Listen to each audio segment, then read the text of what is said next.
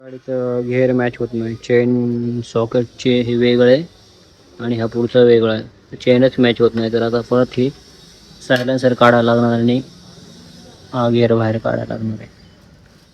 हे आता टायर काढलंय. हे सामान चेंज करायचं.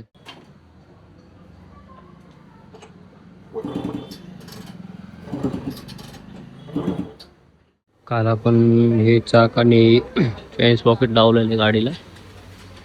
व्हिडिओ काढायला भेटला नाही कारण हात खराब होते म्हणून. आपल्या गाडीची वायरिंग केलेली आहे. हो.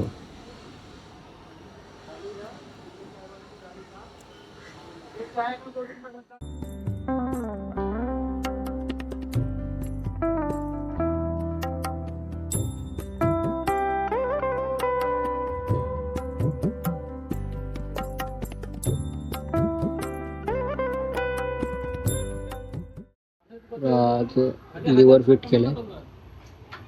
लाईट चालू राहिलंय. टेल लाईट लावली. इंडिकेटर लावला. आता हे कट करायचं. हो.